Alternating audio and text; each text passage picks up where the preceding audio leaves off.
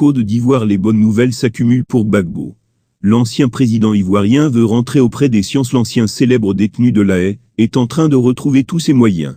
Cela suffit-il pour l'inciter davantage à être candidat à l'élection présidentielle de 2025, alors qu'il aura 80 ans?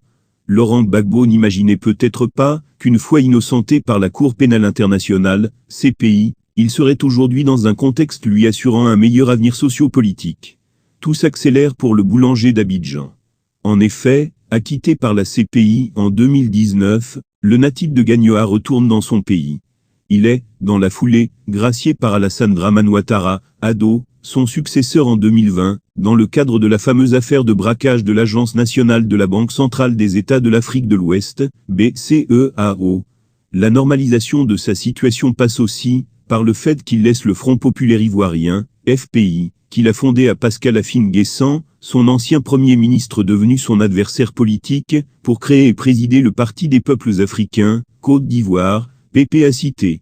Pour couronner le tout, il vient d'obtenir le paiement des arriérés issus de la rente viagère liée à son statut d'ancien président de la République.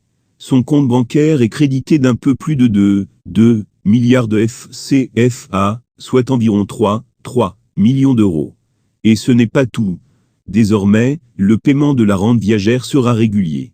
Reste maintenant à savoir si sa réhabilitation l'encouragera à briguer une fois encore la magistrature suprême. Une chose est sûre, le parti l'a désigné en octobre dernier comme son candidat à l'élection présidentielle qui aura lieu dans son pays, au moment où il y aura 80 ans. Le Woody de Mama franchira-t-il le pas?